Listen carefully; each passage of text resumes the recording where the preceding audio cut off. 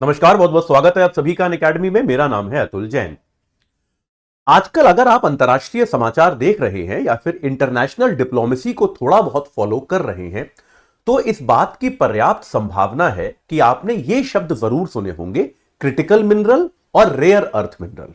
इस बात की बहुत संभावना है कि आपने सुना होगा कि देशों में आपस में इस बात को लेकर बड़ा विवाद चल रहा है, बड़ी चर्चा चल रही है। देश जो है ये क्रिटिकल मिनरल या फिर रेयर अर्थ मिनरल पर कब्जा करना चाहते हैं, दूसरे देशों के साथ समझौते करना चाहते हैं। काफी हद तक हमने यह भी सुना कि अमेरिका के राष्ट्रपति डोनाल्ड ट्रंप जो है ये यूक्रेन पर यह दबाव डाल रहे हैं कि आपको हम हथियारों की सहायता तब देंगे या कोई भी रक्षा सहायता तब देंगे जब आप आपके जो ये क्रिटिकल और रेयर अर्थ मिनरल का जो भंडार है उसका एक्सेस अमेरिका को दे दोगे, उनका प्रयोग करने की अनुमति अमेरिका को दे दोगे। मतलब सोचिए, दुनिया की राजनीति में युद्ध कैसे तय होंगे उसका एक बड़ा कारक बन चुका है क्रिटिकल मिनरल या फिर रेयर अर्थ मिनरल। लेकिन यह है क्या? बड़ा सवाल यह आता है क्योंकि पिछली बार जब हमने ऐसा सुना था कि किसी तत्व ने या किसी इस प्रकार की कोई वस्तु जो कि प्राकृतिक तौर पर पृथ्वी में मिलती है, जब उसने दुनिया की राजनीति को इतना प्रभावित किया था, पिछली ऐसी वस्तु कौन सी थी? तेल था। तेल का तो हमको पता है कि तेल के कारण अमेरिका ने दुनिया की राजनीति को पूरी तरह से बदल दिया। तेल के लिए अमेरिका ने दुनिया के बहुत सारे देशों के साथ संबंध बनाए और आज भी बनाए हुए हैं। सऊदी अरब के साथ अगर आप अमेरिका के बहुत मधुर संबंधों को देखेंगे वहां की तानाशाही सरकार के बावजूद, तो उसका एक बड़ा कारण तेल संबंध है। दुनिया में आप जानते हो, खाड़ी युद्धों की शुरुआत, खाड़ी युद्धों को बढ़ावा देना, इन सारे कामों में अमेरिका का हाथ है। वो ऐसा इसलिए करता आया क्योंकि उसको वहां के तेल भंडारों पर नियंत्रण चाहिए था। तो पिछली बार जब हमने सुना था कि किसी एक प्राकृतिक तत्व ने दुनिया की राजनीति को बदलने का प्रयास किया, वो तेल था। तो ये क्रिटिकल मिनरल क्या है, रेयर अर्थ मिनरल क्या है और ऐसी इनकी क्या महत्ता है कि ये दुनिया की राजनीति को इस कदर परिवर्तित कर सकते हैं। तो आज की इस चर्चा में मैं आपको ये बातें बताऊंगा और दूसरी चीज मैं आपको ये भी बताने की कोशिश करूंगा कि ऐसा क्यों है कि ये मिनरल्स जो हैं ये कुछ ही जगहों पर संकेंद्रित होकर रह गए हैं। बाकी जगहों पर क्या ये मिनरल्स नहीं है? क्या बाकी देशों को इन मिनरल्स की सुविधा नहीं है? और क्या ये मिनरल्स आने वाले समय में तेल जितने महत्वपूर्ण हो सकते हैं? क्योंकि अभी तो शुरुआत है। अगर आप तेल की राजनीति को देखें तो तेल की राजनीति दशकों तक चली और उसने अनेक युद्ध कराए।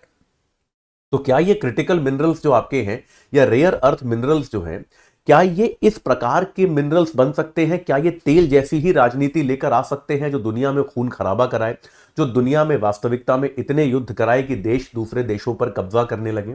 क्या ऐसा होना संभव है? इन सभी सवालों के जवाब आज के सेशन में आपको मिल जाएंगे। तो आइए शुरू करते हैं। लेकिन उसके पहले मैं आपको बता दूं, अगर आप अपनी यूपीएससी की तैयारी अनअकैडमी के माध्यम से करना चाहते हैं तो भाई अनअकैडमी का सब्सक्रिप्शन लेना आपके पास सबसे बेहतर सोल्यूशन है। देखिए, यूपीएससी की तैयारी आप या तो खुद से कर सकते हैं, जिसको हम सेल्फ स्टडी कहते हैं। हालांकि वो एक अलग मुद्दा है, मैं बताऊंगा, उसकी अपनी बहुत सारी कमियां होती है, कभी और बताऊंगा। लेकिन अगर आप किसी कोचिंग इंस्टीट्यूट की सहायता लेना चाहते हैं तो भारत में आपके पास अनअकैडमी से बेहतर विकल्प कोई दूसरा नहीं है। इसमें तो कोई संदेह की बात नहीं। अगर आप कोचिंग इंस्टीट्यूट की हेल्प चाहते हैं तो अनअकैडमी से बेहतर विकल्प आपको नहीं मिलेगा। आप अनअकैडमी में जिस प्रकार की टीचिंग टीम है, जिस प्रकार का जो ऐप है, जिस प्रकार की जो सुविधाएं आपको दी जाती है, वो अनमैचेबल है, कहीं पर उस तरह से मैच नहीं होता। और हमारे बहुत सारे बैचेस जो है अभी शुरू हो चुके हैं। हिंदी भाषा में अगर हम बात करें, हिंदी माध्यम में प्रारंभ बैच 2026 के लिए, संभव बैच 2027 के लिए। अंग्रेजी माध्यम में बात करें तो इग्नाइट बैच 2026 के लिए। और अगर हम बाइलिंगुअल में बात करें तो आरंभ, आगाज और नींव बैच 2026, 27 और 28 के लिए शुरू हो चुके हैं। याद रखिएगा, ये सारे बैचेस ऑलरेडी शुरू हो चुके हैं। इनमें से किसी भी बैच से जुड़ सकते हैं। अनअकैडमी आपको ये सुविधा देता है कि अगर आपने सब्सक्रिप्शन लिया है तो आप सिंपली अतुल जैन कोड लगाइए और इनमें से किसी भी बैच से जुड़ जाइए। ठीक है जी, जो बैच आप लेना चाहें जुड़ जाइए। आप चाहें तो एक से ज्यादा बैचेस से भी जुड़ सकते हैं, जिसके जरिए आप अनेक बैचेस में टीचिंग को फॉलो कर सकते हैं, अलग अलग शिक्षकों से आप पढ़ सकते हैं। यह सुविधा भारत में आपको और कोई जो है संस्थान नहीं देता है। तो आज ही आप इससे जुड़ जाइए और अपनी तैयारी को एक सही आकार प्रदान कीजिए। चलिए, हाँ, इसको ये चलिए, तो संडे तो हो ही चुका है, कोई बात नहीं। तो फिर अब हम आगे बढ़ते हैं और देखिए, तैयारी जो है एक सही दिशा में की गई तैयारी, उसका कोई विकल्प नहीं होता, यह बात याद रखिएगा। सही दिशा के साथ तैयारी करना यूपीएससी की बहुत जरूरी है। हाँ जी, तो सबसे पहले हम बात करते हैं क्रिटिकल मिनरल्स की। तो यार सबसे पहले बहुत ही सिंपल सी एक बात है, देखो क्रिटिकल मिनरल और रेयर अर्थ मिनरल दो अलग चीजें हैं। सबसे पहले तो मैं देखता हूं बच्चे कई बार मुझसे प्रश्न पूछते हैं और वो इन दोनों को एक ही चीज मान लेते हैं। मिनरल मतलब खनिज, मैं क्रिटिकल खनिज लिख देता हूं, और रेयर अर्थ खनिज,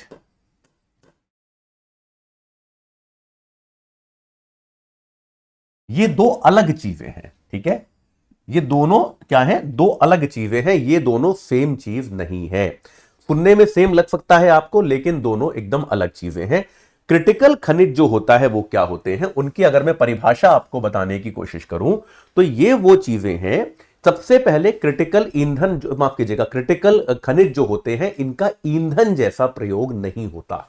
यानी कि कोई भी चीज जो ईंधन जैसी प्रयोग हो रही है वो क्रिटिकल मिनरल में नहीं आएगी। तो पहली चीज क्या है, इनका ईंधन जैसा प्रयोग नहीं है।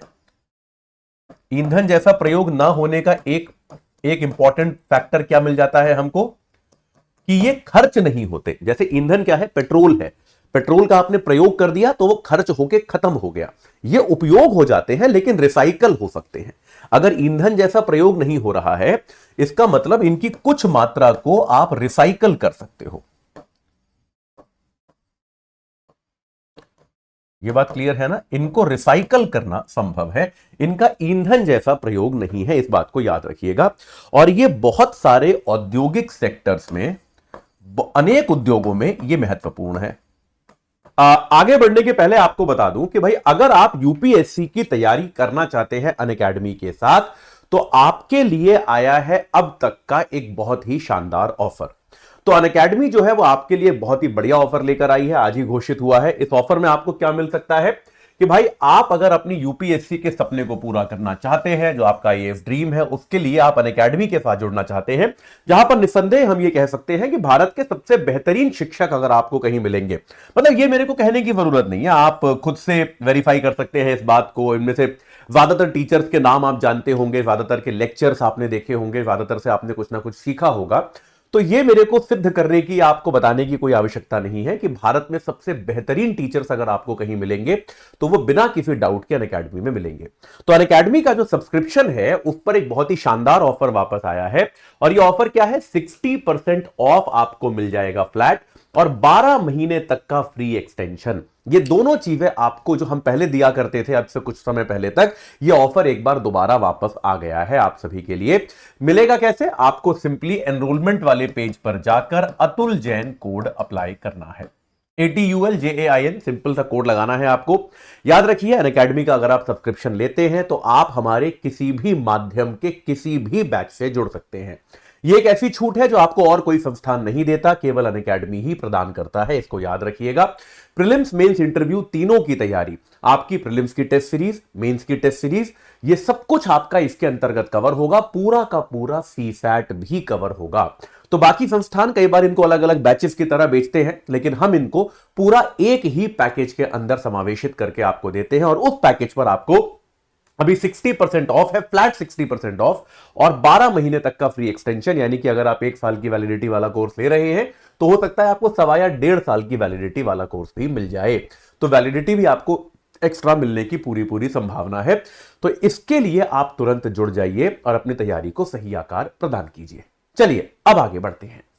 ये जो है ये अनेक उद्योगों में महत्वपूर्ण है, और इनमें से बहुत सारे उद्योग जो है वो भविष्य के उद्योग माने जाते हैं, यानी कि आने वाले समय में माफ कीजिएगा, ये उद्योग जो है बहुत महत्वपूर्ण होने वाले हैं। जैसे मोबाइल फोन बहुत सारे उद्योगों में महत्वपूर्ण है। अगर मैं आपको बताऊं, मोबाइल फोन जो बनते हैं उनमें आपके ये क्रिटिकल मिनरल्स लगते हैं। आपके ईवी, जो आपके इलेक्ट्रिक वाहन हैं, आजकल भारत सरकार बड़ा जोर दे रही है बिजली से चलने वाले वाहनों पर पर्यावरण के लिए। तो आपके ईवी की जो चुंबकें हैं, ईवी के जो मैग्नेट्स हैं, इलेक्ट्रिक व्हीकल में आपको बहुत सारे मैग्नेट लगाने पड़ते हैं, उन मैग्नेट्स को बनाने में क्रिटिकल मिनरल का प्रयोग किया जाता है। ठीक है, टरबाइन में, बिजली उत्पादन के लिए आप जो टरबाइन बनाते हो, टरबाइन में ही लगते हैं। भारत की सेना, भाई सैन्य उपकरणों में इसकी आवश्यकता होती है, जो नाइट विजन गॉगल, रात में युद्ध करते समय सेना के जो जवान जो गॉगल लगाते हैं ताकि उनको रात में दूर का दिखाई दे, नाइट विजन गॉगल में इनका प्रयोग होता है। तो बहुत सारे ऐसी चीजें याद रखिएगा, बहुत कम मात्रा में उपयोग होता है लेकिन उपयोग होता है। तो इस प्रकार की चीजें हैं जहां पर इन उद्योगों में ये महत्वपूर्ण है, इसमें कोई डाउट नहीं है। ये बहुत ही सिंपल सी चीज है, ये हम जानते हैं, ठीक है। और तीसरी चीज, इनको क्रिटिकल बनाने के पीछे क्या है कि भाई ये सप्लाई रिस्क से प्रभावित हो सकते हैं निश्चित तौर पर, क्योंकि ये उतनी सरलता से हर जगह नहीं मिलते। तो ये एक प्रकार के हम क्या कहते हैं, आपूर्ति के रिस्क से, आपूर्ति के खतरे से प्रभावित हो सकते हैं।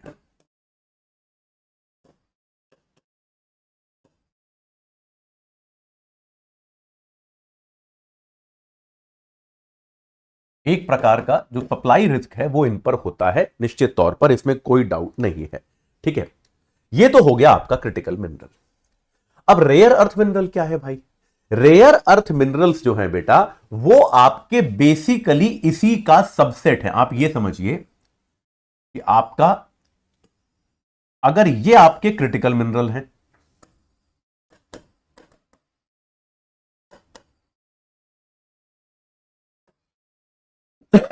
तो उसके अंदर ये आपके रेयर अर्थ मिनरल्स हैं। बात समझ में आ गई कि नहीं आ गई? ये इनका सिंपल सा वेन डायग्राम है, ये आपके रेयर अर्थ मिनरल्स हैं। यानी कि इसका मतलब क्या है कि सारे के सारे रेयर अर्थ मिनरल्स जो हैं वो क्रिटिकल मिनरल हैं, लेकिन उसका मतलब यह नहीं है कि सारे के सारे क्रिटिकल मिनरल भी रेयर अर्थ मिनरल हैं। यह बात सत्य नहीं है। अगर कोई भी रेयर अर्थ मिनरल है तो वो निश्चित तौर पे क्रिटिकल मिनरल है, लेकिन कोई भी क्रिटिकल मिनरल है तो इसका मतलब यह नहीं है कि वो रेयर अर्थ मिनरल है, ठीक है। यह बात क्लियर है? तो भाई अब क्या है, इस बात को आप देखिए, आपको संख्या से भी समझ में आ जाएगा कि क्या क्रिटिकल मिनरल वास्तविकता में रेयर है, आपको समझ में आएगा। दुनिया में अगर आप पीरियोडिक टेबल देखें आज की तारीख में, तो हमारे को कुछ 118 119 के आसपास एलिमेंट्स की जानकारी है, तत्वों की जानकारी है। तो कितने भाई, अच्छा ये क्रिटिकल मिनरल की जो घोषणा है हर देश अपने हिसाब से अलग अलग करता है। हर देश तय करता है कि भैया मेरे लिए ये वाला मिनरल क्रिटिकल है, मेरे लिए दूसरा मिनरल क्रिटिकल है। हर देश ऐसी घोषणा करता है। जैसे मैं आपको बताऊं, अमेरिका में अगर मैं क्रिटिकल मिनरल्स की बात करूं, तो अमेरिका ने कुल मिलाकर 50 मिनरल्स को क्रिटिकल घोषित किया हुआ है। सोचिए 50 को, 118 19 तो सारे हमको पता ही है, उनमें से 50 को आपने क्रिटिकल घोषित कर दिया। यानी कि तकरीबन आप ये मान के चल सकते हो कि 40% के आसपास पीरियोडिक टेबल तो आपकी क्रिटिकल हो गई। तो लेकिन ठीक है भाई, उनको चाहिए कि वो कहते हैं कि हमारे उद्योगों में इतना काम आता है, हमको ये सारे मिनरल्स जो है चाहिए होते हैं, हमको इनकी आवश्यकता है, हमारी इंपॉर्टेंट इंडस्ट्रीज में इनकी जरूरत है। तो क्रिटिकल जो है यहां पे शब्द से हमको क्या समझ में आता है, वो उसकी उपयोगिता के कारण क्रिटिकल है, उसकी उपलब्धता के कारण नहीं। याद रखिएगा, क्रिटिकल मिनरल जो है वो आमतौर पे अपनी उपयोगिता के कारण क्रिटिकल है। ये बात समझ में आ गई या फिर नहीं आई? ठीक है, बात क्लियर हुई कि नहीं हुई? तो ये आपको समझने की आवश्यकता है। अगर हम भारत की बात करें,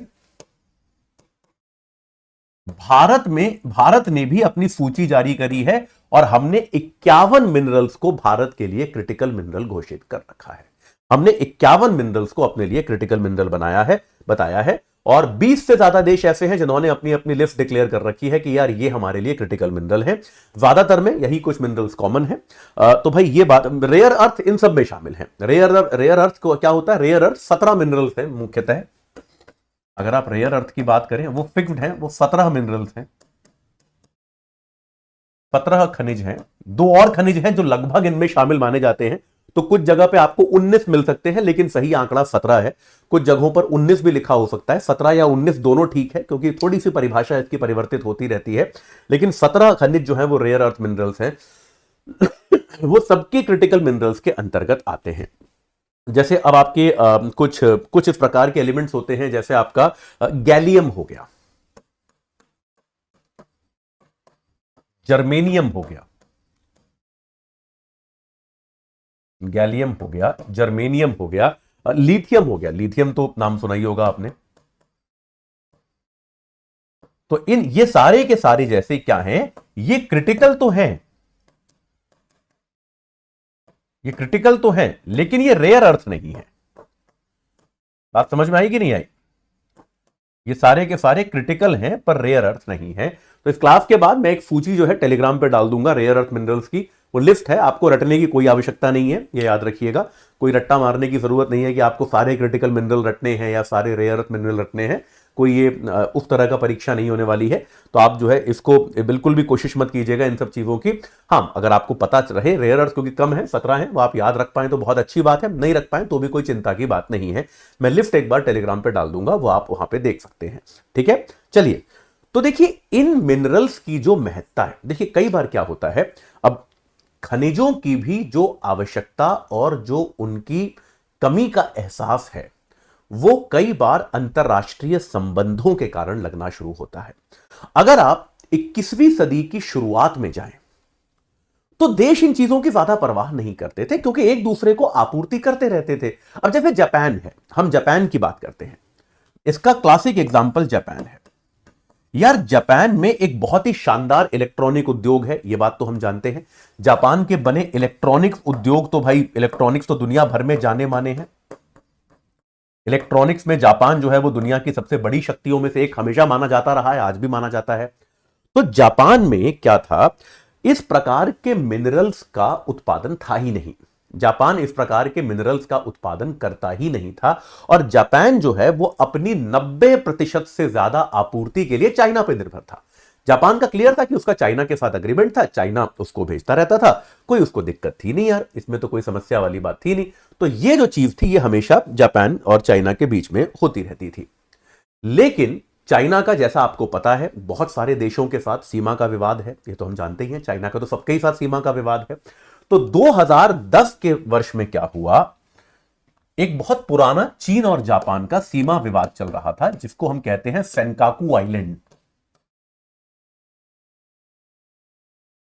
एक सेनकाकू द्वीप है, वहां पर चीन और जापान के बीच में कुछ टकराव हुआ। मतलब बेसिकली एक नाविक को किसी वहां की जहाज ने पकड़ लिया, जो होता रहता है ना, जैसा आप देखा होगा कि भाई एक द्वीप है, दोनों देश उस पर अपना कब्जा जताते हैं, तो एक देश की बोट चली गई, दूसरे देश के वहां की जो सेना ने उसको गिरफ्तार कर लिया, फिर थोड़ा बहुत बातचीत हुई और विवाद हुआ, तनातनी हुई, फिर छोड़ा गया। इस प्रकार की घटना जो होती रहती है, ऐसा एक तनाव जो है इस सेनकाकू आइलैंड को लेकर चीन और जापान के बीच में हो गया। और ये वाला विवाद जो है बेटा, ये इसलिए इंपॉर्टेंट है क्योंकि तब चाइना ने शायद पहली बार ये क्रिटिकल मिनरल और रेयर अर्थ, खास तौर पे रेयर अर्थ मिनरल जो है, इनकी उपस्थिति को, जिसको हम कह सकते हैं, इनको वेपनाइज किया। वेपनाइज मतलब इनका हथियार की तरह चाइना ने इस्तेमाल किया। हथियार की तरह इस्तेमाल करने का मतलब क्या है, हम आपको नहीं देंगे। अगर आपका मेरा सामरिक विवाद है तो मैं आपको यह खनिज नहीं दूंगा। यह हो गया खनिजों को वेपनाइज करना। तो चीन ने क्या किया, यहां पर जापान को रेयर अर्थ की सप्लाई बंद कर दी। और आपको यह बात क्लियर हुई, जापान को यह आपूर्ति चीन ने रोक दी। और उसके बाद जापान जो है वो निश्चित तौर पर जो है भाई ये चीन ने जापान को बेसिकली क्रिटिकल मिनरल्स की, पूरे क्रिटिकल मिनरल लॉट की जो आपूर्ति थी वो चीन ने जापान पर रोक दी। चीन ने जापान पर रोक लगा दी और उसके बाद जो है फिर जापान एक प्रकार के संकट में गया। जापान उससे कैसे निकला आपको बताऊंगा, लेकिन इस समय, इस घटना के बाद क्या हुआ, पहली बार इनकी आपूर्ति का एक सामरिक नीति के तहत उपयोग हुआ। एक सामरिक नीति के तहत इनका प्रयोग हुआ। और उसके बाद, इसके बाद ही आप देखेंगे कि दुनिया भर के देश जो हैं वो अचानक से सब सारे देश सत्ते में आ गए और सभी देशों ने अपनी अपनी रणनीति बनानी शुरू करी। भाई आज जो जापान के साथ हुआ है कल को हमारे साथ भी हो सकता है। हम भी चीन पे निर्भर है या किसी और देश पे निर्भर है, लेकिन कल को हो तो हमारे साथ भी सकता है। तो अचानक से सारे देश जागे, सभी देश सत्ते में आ गए और सभी देशों ने अपनी किसी न किसी तरह की नीति बनानी शुरू कर दी कि यार इस तरह की परिस्थिति से हमको कैसे निपटना है। इस चीज के लिए देशों ने अपनी नीति बनानी शुरू कर दी। अब आते हैं रेयर अर्थ पर। यहां तक तो क्रिटिकल मिनरल की कहानी हुई, अब आते हैं रेयर अर्थ पर। दोनों कहानियों को मिलाऊंगा, चिंता मत कीजिएगा। तो देखो, रेयर अर्थ नाम से ऐसा लगता है जैसे वो बहुत ही कम जगह मिलते होंगे। रेयर अर्थ नाम से ऐसा लगता है ना कि कहीं मिलते ही नहीं होंगे, नाम ही रेयर है। रेयर मतलब बहुत ही कम जो हो, बहुत ही कम जगह हो, लेकिन ऐसा नहीं है। रेयर अर्थ मिनरल जो है वो वास्तविकता में काफी जगहों पर मिलते हैं। रेयर अर्थ मिनरल जो है वो वास्तव में काफी जगहों पर पाए जाते हैं। तो फिर अब इनमें इतनी महत्ता क्या है भाई, इनकी इतनी इंपॉर्टेंस क्या है कि ये इतने रेयर माने जाते हैं या ये इतने महत्वपूर्ण माने जाते हैं? प्रॉब्लम क्या है कि इनकी यील्ड बहुत कम है। यील्ड आपको समझाता हूं कि इनकी क्या है, यील्ड कम है, मतलब ये मिलते बहुत कम है। मतलब आपको बहुत सारा प्रयास करना पड़ेगा, आपको बहुत सारा खनन करना पड़ेगा, बहुत सारी खुदाई करनी पड़ेगी, खदानें आपको खोदनी पड़ेंगी, उसके बाद संभव है कि आपको बहुत ही कम, मात्र लेट से कुछ ग्राम आपको रेयर अर्थ मिनरल मिलेगा। हर जगह फैला, हर जगह है, ये बहुत जगह मिलेगा, लेकिन इनकी यील्ड इतनी कम है कि ये कॉस्ट इफेक्टिव नहीं है। समझ रहे हो कि नहीं भाई? अगर मैं एक खदान को बनाने में करोड़ों रुपए का खर्चा कर रहा हूं तो खदान का फायदा तब है, मान लो फॉर एग्जांपल, मैं आपको सिंपल सा एग्जांपल देता हूं, मैं सोने की खदान खोद रहा हूं। चलो ऐसा मान लो कि मुझे मालूम चलता है कि वहां मेरे घर के सामने यहां पे सोने की खदान खोदी जा सकती है। मैंने खदान बनाने में तो यार करोड़ों रुपए का खर्चा है, कई 100 करोड़ का खर्चा है। चलिए मैंने वो खर्चा किया, कई 100 करोड़ रुपए की मैंने खदान खोद दी, उसके बाद मेरे को चलो 5 किलो सोना मिल भी गया वहां पे, तो क्या ये कॉस्ट इफेक्टिव हो गया? सोना तो मिल गया, ऐसा नहीं है कि सोना नहीं मिला, 5 किलो सोना मिल गया मुझे। लेकिन यार 5 किलो सोना कितने का हुआ? मतलब अगर हम सोने को 1 लाख रुपए का भी मान ले, हम 10 ग्राम आज की तारीख में, अभी आजकल सोने का रेट ऊपर नीचे चल रहा है, लेकिन 1 लाख रुपए का भी 10 ग्राम मान ले तो भी 1 करोड़ रुपए किलो है सोना। अगर 1 करोड़ रुपए का 1 किलो है सोना, तो यार मतलब 5 किलो सोना मिल गया तो 5 करोड़ रुपए का है, 10 किलो सोना मिल गया तो 10 करोड़ का है। लेकिन खदान तो मेरी 100 करोड़ की बनी थी ना भाई। बात समझ में आ रही है कि नहीं? तो मिनरल का सिर्फ मिलना काफी नहीं होता, मिनरल की यील्ड भी अच्छी खासी होनी काफी होती है कि मिनरल इतनी मात्रा में मिले कि मेरे लिए धंधा प्रॉफिटेबल हो पाए, मेरे लिए धंधा जो है वो मुनाफे का हो पाए, तब लोग उसकी खुदाई में इंटरेस्टेड होते हैं, वरना देश इंटरेस्टेड नहीं होते, लोग उसकी जो है खुदाई में कुछ खास रुचि लेते नहीं है। तो रेयर अर्थ के साथ सबसे बड़ी प्रॉब्लम यह है कि एक तो इसकी यील्ड कम है, और दूसरी प्रॉब्लम क्या होती है बेटा, ये ना आप अगर देखोगे तो एकदम एक जैसी सी फिजिकल और केमिकल प्रॉपर्टीज वाले, भौतिक और रासायनिक इनकी जो नेचर होती है वो लगभग एक जैसी होती है, ऐसे बड़े सारे खनिज मिले होते हैं।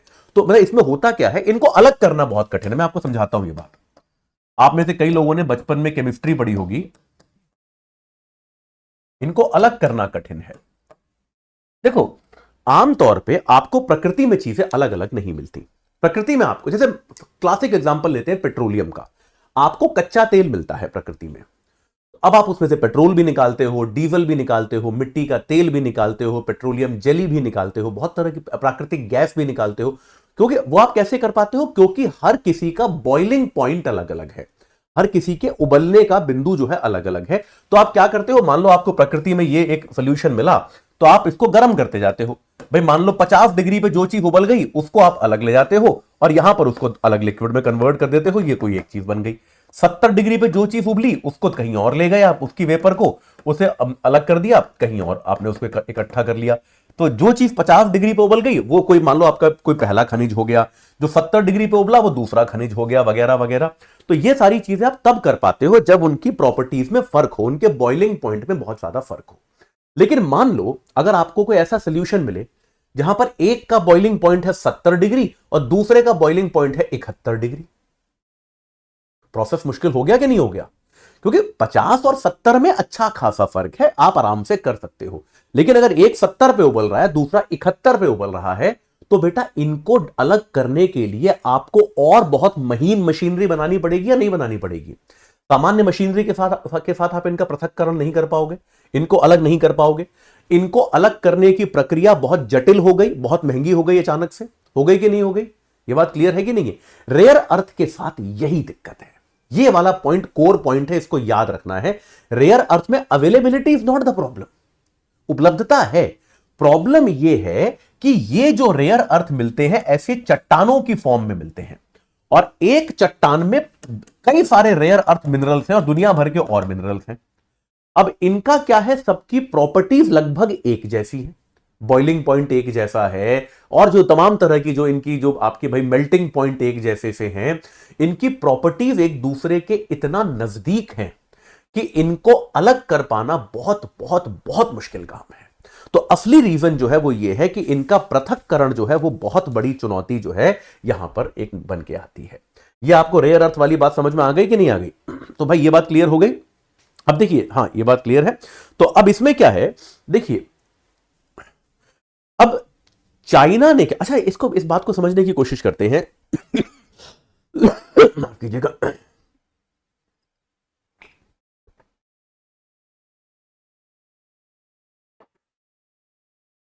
आज से काफी समय पहले ऐसा नहीं है कि अमेरिका या फिर यूरोप या फिर ये इस तरह के देश जो हैं इनको ये काम नहीं आता था। अब देखिए, अगर आप इस तरह की रॉक में, इस तरह की एक रॉक है जहां पर भाई बहुत सारे रेयर अर्थ मिनरल हैं जिनकी प्रॉपर्टीज एक दूसरे जैसी हैं, आप उनका पृथक्करण करोगे तो बेटा ये वाला काम जो है ये बहुत पल्यूटिंग काम है। इसके लिए आपको बहुत लंबे चौड़े कारखाने बनाने पड़ते हैं, बहुत प्रदूषण होता है, बहुत ज्यादा ऊर्जा लगती है, ये बड़ा प्रदूषक काम है। तो इसका पृथक्करण जो है रेयर अर्थ मिनरल्स का,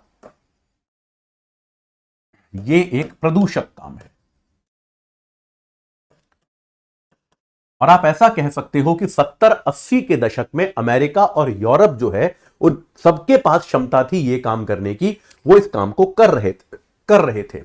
लेकिन उस समय उन देशों का फोकस जो था वो पर्यावरण पे ज्यादा था। अमेरिका और यूरोप को लगा कि यार ये सब तो गंदे काम है ना, ये सब ऐसे प्रदूषण फैलाने वाले काम हैं, इससे तो पर्यावरण खराब होगा, हमारे यहां धुआं फैलेगा, तमाम तरह की समस्याएं होंगी, ये काम हम क्यों करें, ये काम हम इन विकासशील देशों को करने देते हैं। ये विचारधारा बहुत लंबे समय तक पश्चिमी देशों की रही है। ठीक है, तो अमेरिका और यूरोप ने क्या किया, अमेरिका और यूरोप ने ये काम छोड़ दिया। और जब उन्होंने ये काम छोड़ा तो इस काम को लपका किसने, इस काम को पकड़ लिया चाइना ने। चीन ने इस मौके का लाभ उठाया। चीन को लगा कि यार और तो कोई कर नहीं रहा, चलो हम ही करते हैं। और विकसित देशों ने उस समय चीन को एनकरेज भी किया, क्योंकि उनको लग रहा था कोई तो करता रहे, हम नहीं करेंगे यार ये काम, इसमें बड़ा प्रदूषण है, बड़ी मेहनत है, बहुत कॉस्ट इन्वॉल्व है, सब कुछ है, हमारी भाई आबादी है वो, उसको नुकसान होगा। चाइना के साथ एक बेनिफिट क्या है बेटा, चाइना एक बहुत बड़ा देश है और बहुत बड़ा, आप चाइना का आकार देखिए, भारत से मेरे ख्याल से 3 गुना से ज्यादा बड़ा है चाइना, आबादी भारत जितनी है। तो चाइना में क्या है, अगर आप चाइना के मानचित्र को देखेंगे, वहां की पॉपुलेशन डेंसिटी को आप देखेंगे, तो वहां पर क्या है, देश का एक बहुत बड़ा हिस्सा जो है वो वीरान है, वहां पर जनता नहीं बसती। जनता जो है वो आमतौर पे वहां के तटीय क्षेत्रों पे बहुत ज्यादा है, कुछ और क्षेत्रों में है। अदरवाइज चाइना का जो एक बड़ा आंतरिक हिस्सा है वहां पर जनसंख्या का घनत्व बहुत कम है, वहां लोग नहीं रहते। जैसे भारत में आपको ऐसी बहुत ही कम जगह दिखेंगी जहां पे जनसंख्या नहीं है या बहुत कम है, लेकिन चाइना के साथ ऐसा नहीं है। तो चाइना में क्या किया उन्होंने, एक इनर मंगोलिया में इस तरह का पूरा एक उनके पास खान थी, एक इनर मंगोलिया का उनका जो प्रांत है वहां पर उनके पास इसकी खान थी। और उन्होंने वहां पर क्या किया, आंतरिक मंगोलिया में जो इसकी खान थी वहां पर उन्होंने इसका खनन अच्छे से प्रारंभ कर दिया, इसका खनन और इस पूरी प्रक्रिया का विकास इन्होंने प्रारंभ कर दिया। ठीक है, और वहां पर उन्होंने इसको पूरी तरह से जो है बनाना शुरू कर दिया, इसकी प्रोसेसिंग शुरू कर दी। ये बात एकदम क्लियर है। अब देखिए, ऐसा केवल एक चीज में नहीं हुआ है, इसके पहले हम जैसा जानते हैं सेमीकंडक्टर के उत्पादन में भी एक जमाने में अमेरिका और यूरोप जो है वो बड़ी शक्ति हुआ करते थे, पर सेमीकंडक्टर के उत्पादन को भी इन्होंने ये बोल के छोड़ दिया कि यार प्रदूषक है, ये काम बहुत ऊर्जा लगती है, हम नहीं करेंगे, किसी विकासशील देश को करने दो। ताइवान ने उस काम पे कब्जा कर लिया और आज की तारीख में ताइवान एक बहुत शक्तिशाली देश है। वो इसलिए है क्योंकि भाई वो सेमीकंडक्टर का दुनिया का सबसे बड़ा उत्पादक है। कभी सोचा आपने कि अमेरिका इतना ज्यादा क्यों इस बात को लेकर प्रतिबद्ध है? अमेरिका साफ कह चुका है कि बाकी कोई किसी पे हमला करे हमें कोई फर्क नहीं पड़ता, लेकिन चाइना ने जिस दिन ताइवान पे हमला कर दिया, अमेरिका बार बार ये कहता है उस दिन चाइना ये मान ले कि हम युद्ध कर देंगे। ये आपने सुना ही होगा ना कि चाइना क्या कहता है, ताइवान हमारा हिस्सा है, ताइवान कहता है नहीं हम स्वतंत्र हैं। अमेरिका खुल के ये कहता है बाकी आपको जो करना है करते रहो, ताइवान को हाथ नहीं लगाना, ताइवान को अगर हाथ लगा दिया तो युद्ध हो जाएगा, सीधी सीधी बात है। ताइवान में अमेरिका के बड़े बड़े नेता जाके उसकी स्वतंत्रता का संकल्प लेते हैं। क्या बड़ा प्यार है क्या अमेरिका को ताइवान से? कोई ऐसा प्यार नहीं है। ताइवान दुनिया में सेमीकंडक्टर का सबसे बड़ा उत्पादक है, सेमीकंडक्टर सबकी जरूरत है। अमेरिका ताइवान को चाइना के हाथों में नहीं जाने देगा, बहुत सीधी सीधी बात है। वो कुछ भी करेगा लेकिन चाइना के हाथ में ताइवान को नहीं जाने देगा, यहां अमेरिका का मत है। तो देखिए कितनी हैरानी की बात है कि जिन चीजों को एक जमाने में यूरोपीय देशों ने, पश्चिमी देशों ने प्रदूषक समझ के छोड़ दिया था कि यार ये तो बड़ा प्रदूषक काम है, ये हम नहीं करेंगे, विकासशील देशों को करने दो। अब उन्हीं चीजों के लिए दुनिया में संघर्ष जैसी स्थिति बनती जा रही है। सेमीकंडक्टर, ताइवान दुनिया का सबसे बड़ा देश बन चुका है। रेयर अर्थ वगैरह मिनरल्स जो है, इसमें चाइना दुनिया की एक बहुत बड़ी शक्ति बन चुका है। और अब जो है लिटरली दुनिया चाइना पर निर्भरता अपनी बढ़ाती जा रही है, चाइना पर निर्भरता बहुत ज्यादा बढ़ गई है। ये बात क्लियर है कि नहीं है? तो भाई अब मैंने आपको क्या बताया कि तो बेसिकली चाइना की शक्ति क्या है। चाइना ने इनर मंगोलिया में अपनी खान बनाई है, वहां पे खान है। और इसके अलावा ये जो पृथक्करण की प्रक्रिया है, ये चीन की विशेषता है। ये चाइना का एक स्पेशलाइजेशन है कि यार ये जो है, मतलब ये चाइना का स्पेशलाइजेशन है, इसमें आप चाइना को पछाड़ नहीं सकते। चाइना बहुत बढ़िया से ये काम करता है इसमें, मतलब चाइना एकदम टॉप नॉच देश है भाई, ये बहुत बढ़िया से इस काम को करने की कोशिश करता है। ये बात एकदम क्लियर है, ठीक है। तो चाइना की शक्ति जो है, इस बात को समझिए, ऐसा नहीं है कि चाइना में दुनिया में कोई सबसे ज्यादा मिनरल है, प्राकृतिक तौर पे हैं तो और भी जगहों पर। चाइना की शक्ति कहां पे है? चाइना की शक्ति है प्रोसेसिंग में। ये छोटा सा फर्क है, इसको याद रखिएगा। मिनरल आपको और जगह भी मिलेंगे, लेकिन मसला क्या है? प्रोसेसिंग का है। और इसीलिए मैं बार बार ये कहता हूं कि मेरे विचार में डोनाल्ड ट्रंप जो है, जो यूक्रेन पर बहुत ज्यादा दबाव डाल रहे हैं, उसका मेरे को कोई ज्यादा औचित्य लगता नहीं। कि यूक्रेन जो है, यूक्रेन में एक तो पहली बात आपको जान के हैरानी होगी, रेयर अर्थ को लेकर इतनी सारी अफवाहें उड़ती हैं। यूक्रेन में रेयर अर्थ कितना है, इसका पिछले 30 साल से कोई सर्वे नहीं हुआ है। इसके अलावा रेयर अर्थ की उपलब्धता कोई बहुत बड़ी प्रॉब्लम है भी नहीं। उपलब्धता तो है, उपलब्धता तो हमारे पास भी है, बहुत लोगों के पास है। प्रॉब्लम यह है कि आप उनको पृथक्करण करके उसकी प्रोसेसिंग कैसे करोगे। तो डोनाल्ड ट्रंप जो है जबरदस्ती यूक्रेन पर जो रेयर अर्थ का दबाव डाल रहे हैं, जो यूक्रेन मान भी गया कि हाँ ले लो, कोई बात नहीं, तो आप उसको ले भी लोगे तो आप कैसे सेटअप करोगे? उसका प्रोसेसिंग तो आपको चाइना से करवानी पड़ेगी ना, या फिर आपको अपनी यूनिट सेट करनी पड़ेगी, और वो भी आसान काम नहीं है। क्यों, आपको अभी बताऊंगा। तो ये वाली जो पूरी प्रक्रिया है, ये अपने आप में बहुत ज्यादा आवश्यक है। तो भाई चीन ने इस प्रोसेसिंग की प्रक्रिया में बहुत ज्यादा तरक्की कर ली है, ठीक है। ये बात क्लियर हो गई कि नहीं हो गई? याद रखिएगा, कई सारे ऐसे भी क्रिटिकल मिनरल्स हैं जिनमें जो चीन में भी नहीं है। ये मत सोच के चलिएगा कि चीन जो है पूरी तरह से इसमें आत्मनिर्भर है, या चीन के पास तो कोई बहुत अत्यधिक भंडार है। आपका लिथियम हो गया, निकिल हो गया, कोबाल्ट हो गया, इनको चाइना भी आयात करता है। चाइना के पास भी है नहीं है ज्यादा, चाइना भी इनको आयात करता है। लेकिन चाइना की शक्ति, जो कोर पॉइंट में क्या बता रहा हूं, जो आपको याद रखना है, चाइना की शक्ति है प्रोसेसिंग, चाइना की शक्ति है पृथक्करण, कि आप उसको दीजिए, उसके पास पृथक्करण का शानदार इंतजाम है, ठीक है। यह बात क्लियर है। तो भाई प्रदूषण से बचने के लिए पश्चिमी देशों ने पृथक्करण की शक्ति का विकास करना बंद कर दिया, चाइना ने उसका विकास कर लिया। और अब चाइना इस पृथक्करण की शक्ति के कारण आप ये कह सकते हो कि निश्चित तौर पर दुनिया में रेयर अर्थ मिनरल में एक बड़ी शक्ति के तौर पे उभरा है। किसी भी नए देश के लिए इस काम को कर पाना मुश्किल है। मुश्किल क्यों है? क्योंकि इस काम के लिए आपका, अगर आज की तारीख में मान लीजिए भारत आज तय करता है, हम आज डिसीजन लेते हैं कि चलो यार हम भी माइनिंग करेंगे, खदान खोदेंगे, खदान खोद के रेयर अर्थ मिनरल निकालेंगे, उनका हम पृथक्करण करेंगे, हम ये करेंगे। तो किसी भी नए देश के लिए माइनिंग और प्रोसेसिंग, जो आपका खदान से चीजें निकालना और उसको प्रोसेस करना, इसका जो औसत समय है, इसमें करीब कितना टाइम लगेगा? इसमें करीब 12 से 16 वर्ष के आसपास का समय लगता है। 16 साल, 16 साल में आप में से ज्यादातर लोग मेरी उम्र के हो चुके होंगे यार। अज्यूमिंग कि आप लोग अभी 22-23 साल के हो, 24 साल के हो, तो मतलब आप लोगों की उम्र मेरे बराबर हो चुकी होगी। मैं रिटायरमेंट के पास पहुंच जाऊंगा यार 16 साल के बाद। तो मतलब आपने आज खोदना शुरू किया तो आप 16 साल बाद आप इमेजिन कर सकते हो कि आपको इसमें आउटपुट मिलना शुरू होगा। तो जेस्टेशन पीरियड जो है, जो आपके इंतजार का जो समय है, वो इतना लंबा है कि देशों को उसमें बहुत ज्यादा पॉइंट नजर नहीं आता कि यार ये 16 साल का इंतजार कैसे किया जाए। तो भाई 16 साल तो एक बहुत ही लंबा पीरियड है इसमें इंतजार करने के लिए। तो इस कारण से दुनिया थोड़ी सी इस चीज को लेकर लॉपसाइडेड हो गई है, थोड़ी सी एक तरफा हो गई है कि भाई जिस देश के पास ये शक्ति है, ये क्षमता है, वो निश्चित तौर पर थोड़ा सा उसका लाभ उठाने में कामयाब है। अब सवाल यह आता है कि क्या ये वाला मिनरल जो है, ये ऑयल जैसा क्रिटिकल हो पाएगा? क्या ये कभी तेल जैसा क्रिटिकल होगा? जैसे तेल का मैंने आपको शुरुआत में बताया ना यार, तेल के लिए अमेरिका ने क्या क्या नहीं किया। तेल के लिए आप अगर पिछले 100 साल की अंतर्राष्ट्रीय राजनीति को देखेंगे या पिछले 50-55 साल की अंतर्राष्ट्रीय राजनीति को देखें, 55 नहीं, अब तो 2025 हो गया, आप अगर 1950 के बाद की अंतर्राष्ट्रीय राजनीति को देखें, 50-60 के बाद की, तो आप पाएंगे कि यार अमेरिका ने तेल के लिए दुनिया की राजनीति में आमूल चूल परिवर्तन ला दिया। कहां कहां युद्ध नहीं किए, किन किन देशों से दोस्ती नहीं की, सब कुछ किया अमेरिका ने तेल के लिए। क्या ये क्रिटिकल मिनरल भी आने वाले देशों में तेल जैसा इंपॉर्टेंट हो जाएगा कि यार दुनिया की राजनीति इसके अनुसार परिवर्तित होगी? क्या ऐसा लगता है? मेरे विचार में ऐसा नहीं होगा। मेरे विचार में इसकी उपयोगिता सीमित रहेगी। मतलब मैं अभी भी मानता हूं कि क्रिटिकल मिनरल जो है ये जो है ये ऑयल से कम महत्वपूर्ण रहेगा। इसकी महत्ता जो है वो तेल से कम रहेगी। इसकी इंपॉर्टेंस, ये मेरा अनुमान है, मैं अपने अनुमान के आधार पे आपको बता रहा हूं, उसके मैं आपको कारण बताता हूं।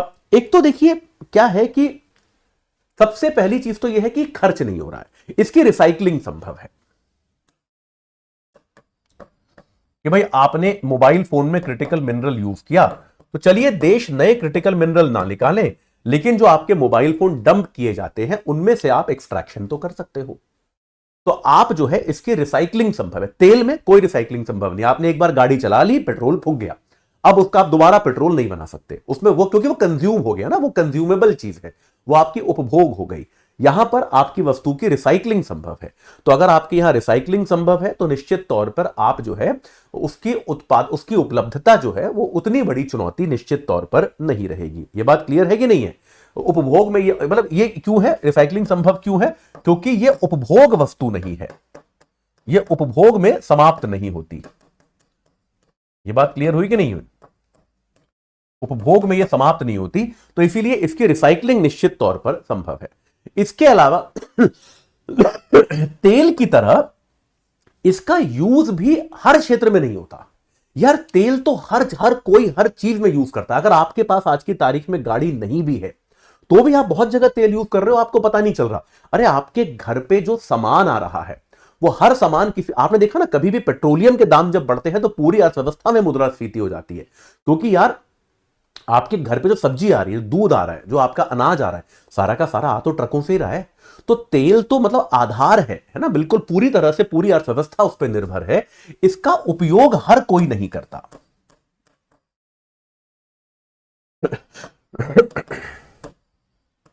हर किसी के द्वारा इसका उपयोग नहीं होता। और तीसरा और बहुत बहुत इंपॉर्टेंट चीज जो है, अच्छा नहीं चौथी तीसरी चीज जो है वो ये है कि तीसरी चीज ये है कि इसकी मात्रा भी आपको कम चाहिए होती है। क्योंकि रेयर अर्थ मिनरल जो है, तेल आपको बहुत चाहिए, बहुत सारा तेल चाहिए, आप अपनी गाड़ी का टैंकर फुल कराते हो। लेकिन रेयर अर्थ मिनरल, मैं एक आर्टिकल पढ़ रहा था, उसके हिसाब से पूरे अमेरिका की जो गैलियम की डिमांड है, पूरे अमेरिका की, वो केवल 2 ट्रक गैलियम के बराबर है। तो यानी कि आपको बहुत ज्यादा रेयर अर्थ एनीवे नहीं चाहिए। आपको रेयर अर्थ मिनरल जो है या क्रिटिकल मिनरल जो है वो आपको बहुत ज्यादा एनीवे नहीं चाहिए, आपको थोड़ा थोड़ा ही लगता है। तो इनकी कुल डिमांड भी जो है वो उतनी ज्यादा नहीं है कि ये बहुत ज्यादा महत्वपूर्ण हो पाए। और इसका एक बहुत बड़ा एक और कारक है, वो क्या है कि मुझे क्यों लगता है कि ये तेल जितना महत्वपूर्ण नहीं होगा, वो है तकनीकी परिवर्तन। ये एक बहुत बड़ा समाधान है जिसके बारे में मैं आपको बताता हूं। ये तकनीकी परिवर्तन पे मैं चर्चा करता हूं। हां जी, तो इसका सबसे बड़ा समाधान क्या है कि यार देखो, रेयर अर्थ में एक तो तरीका यह है कि हम भी अपना रेयर अर्थ बनाना शुरू कर दें। वो हम कर सकते हैं, ठीक है, वो हम कर ही रहे हैं, ये बात सही है। जैसे कई सारे देश क्या कर रहे हैं, देश अपने संयुक्त भंडार बना रहे हैं। देश अपने जो है, जो मित्रवत देश है एक दूसरे के साथ, जो भाई जिनकी मित्रता है, वो क्या कर रहे हैं कि यार हम लोग मिलकर अपना जॉइंट स्टॉक पाइल बना लेते हैं। तेरे को जरूरत हो तो ले लेना, मेरे को नीड होगी तो मैं ले लूंगा, ताकि हम सबकी सप्लाई चेन ठीक से बनी रहे, ताकि चाइना पर निर्भरता कम हो जाए। बेसिकली चाइना विश्वसनीय पार्टनर है नहीं, कभी भी मना कर देगा। अभी दे रहा है अचानक से आपको, कल को मना कर देगा मैं नहीं दूंगा। तो चाइना पे आप विश्वसनीयता, चाइना पे आप भरोसा करना नहीं चाहते, इसलिए देश जो है अपने जो है जॉइंट स्टॉक पाइल बना रहे हैं, जॉइंट रिसर्च कर रहे हैं। ये तो हो गई नए उत्पादन की बात। लेकिन एक तरीका यह भी है कि यार टेक्नोलॉजी इतनी आगे बढ़ गई, क्या हम इनकी आवश्यकता ही कम नहीं कर सकते? यहां पर जापान काम कर रहा है। जापान ने यहां पर काफी रिसर्च किया है। तो जापान ने क्या किया है, मतलब जापान, जैसे आप देखेंगे जापान ने दो एक चीज करी है। पहली चीज तो जापान ने क्या करा है कि यार अपना जो इंडस्ट्रियल प्रोसेस है, अगर आप उसकी प्रक्रिया को ही सुधारें, अगर आप प्रक्रिया में सुधार लाना शुरू करें तो इस पदार्थ की आवश्यकता कम हो जाएगी। भाई ये होता है कि नहीं होता किसी भी उद्योग में? मैं आपको एग्जांपल देता हूं कि भाई जैसे ये तो आपने सुना होगा ना कि भाई आप में से कई लोग पब्लिक एडमिनिस्ट्रेशन के छात्र होंगे, छात्र छात्राएं होंगे, तो आपने सुना होगा कि प्रोसेस इंप्रूवमेंट का जो काम होता है, जैसे किसी भी संस्था में क्या होता है, आप कई बार देखते हो ना कि यार कंपनियों में चेकिंग होती है। क्या चेकिंग होती है कि यार इतना पैसा कहां जा रहा है, इतना खर्चा क्यों हो रहा है। कंपनियों में अक्सर होता है, हर कंपनी में होता है। फिर आप देखते हो कि अच्छा इस टीम में तो यार जो है इस टीम का महीने का बजट 10 लाख रुपए है, लेकिन आप देखोगे तो यार इतना तो काम खर्चा नहीं होना चाहिए था। फिर आप देखते हो कि दो तीन लोग ऐसे ही हैं जिनके पास कोई काम नहीं है, जो काम ये भी कर रहा है वो ये भी कर रहा है ना। ऐसा ऐसा हो जाता है टीमों में कई बार। वेस्टफुल एक्सपेंडिचर जो है, वेस्टफुल जो व्यर्थ का खर्चा है जिसकी कोई जरूरत नहीं है, तो आप क्या करते हो, फिर आप उस खर्चे को कम करते हो। या तो उस एक आदमी को हटा के दूसरी टीम में भेज देते हो, यार तुम्हारी इस टीम में कोई जरूरत नहीं है, यहां बहुत लोग हैं, तुम उस टीम में चले जाओ। या फिर उसको नौकरी से निकाल देते हो, कुछ ना कुछ करते हो आप इस तरह की चीजें। ये सामान्य प्रक्रिया है, हर कंपनी में होती है। तो आप क्या करते हो, आप ऐसे ही कंपनियों में जब मान लो कोई उत्पादन की प्रक्रिया है, अगर आप उस प्रक्रिया में थोड़ा सा परिवर्तन लाना शुरू कर दोगे तो यह संभव है कि पहले मान लो आपको अगर 1% रेयर अर्थ मिनरल लगता था, अब शायद 0.5% लगे। यह संभव है। तो जापान ने इस दिशा में काम किया है। अपने उद्योगों में जापान ने प्रक्रिया सुधार किया है। जापान को समझ में आ गया कि चाइना से तो यार भरोसा नहीं कर सकते, तो चलो चाइना से नहीं ले रहे, लेकिन साथ के साथ हम कहीं और से लेंगे, वो बात ठीक है, लेकिन साथ के साथ हमको यह भी करना पड़ेगा कि हमारी डिपेंडेंसी ही कम हो जाए, हम थोड़ी सी अपनी निर्भरता ही कम कर ले। तो एक प्रक्रिया सुधार के तहत अपनी पदार्थ की आवश्यकता ही कम कर ली। एक चीज तो यह है। दूसरी चीज जो इसमें बहुत सारे देश अब कर रहे हैं वो है दूसरे विकल्पों का प्रयोग।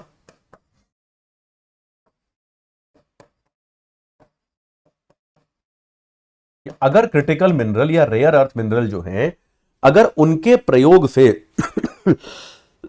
माफ कीजिएगा, हाँ, अगर उनकी बजाय हम कुछ दूसरे पदार्थों का प्रयोग करने लगे, क्या हम दूसरे विकल्प उपयोग नहीं कर सकते? जैसे एक एग्जांपल क्या था, कोबाल्ट की जगह, कोबाल्ट एक क्रिटिकल मिनरल है, कोबाल्ट की जगह आप क्या करो, बहुत सारे इंडस्ट्रीज में कोबाल्ट की जगह फेरस फॉस्फेट यूज हो रहा है। फेरस फॉस्फेट एक सामान्य मिनरल है, वो आपको कहीं भी मिल जाएगा। इसके अलावा लिथियम आयन बैटरी जो होती है, जो आमतौर पे बैटरियां हम यूज करते हैं, लिथियम आयन की जगह हाइड्रोजन बैटरी यूज होने लगे। तो इस तरह की चीजें जो है, इस तरह का इनोवेशन जो है ये किया जा रहा है ताकि देशों की इस पर कुल मिलाकर निर्भरता किसी ना किसी तरह से कम हो जाए और देशों की जो आवश्यकताएं हैं किसी और से आयात करने की वो भी घट जाए।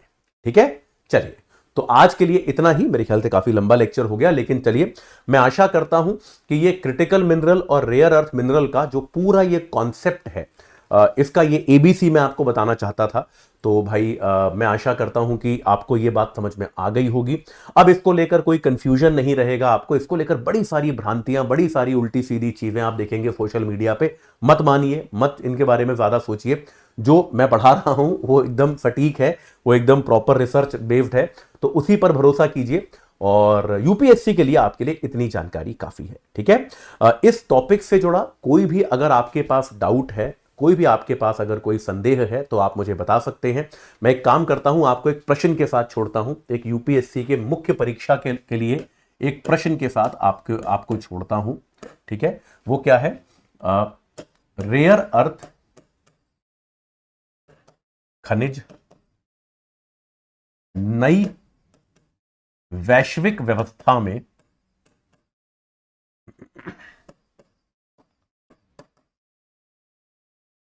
कैसे योगदान दे सकते हैं?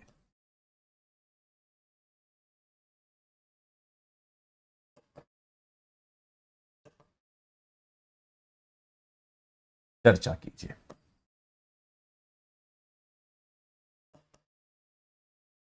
ठीक है जी, तो ये वाला प्रश्न है, इसको आपको एक बार प्रयास कीजिएगा लिखने का। प्रयास करके आप मेरे को इसका उत्तर भेज भी सकते हैं। मैं इसका उत्तर आपका निश्चित तौर पर चेक करने की कोशिश करूंगा। ठीक है जी। चलिए, तो एक बार जाते जाते आपको दोबारा से बता दूं कि भाई अगर आप अपनी यूपीएससी की तैयारी में अनअकैडमी की मदद लेने की सोच रहे हैं तो इससे अच्छा समय अभी नहीं आएगा। हमारे हिंदी, अंग्रेजी, बाइलिंगुअल तीनों भाषाओं के, तीनों मीडियम्स के बैचेस शुरू हो चुके हैं। अतुल जैन कोड लगाकर आपको सब्सक्राइब करना है और सब्सक्राइब करते ही आप हमारे सभी बैचेस से जुड़ सकते हैं, अपनी तैयारी को सही आकार दे सकते हैं। चलिए, इस चर्चा से जुड़ने के लिए आप सभी का बहुत बहुत धन्यवाद।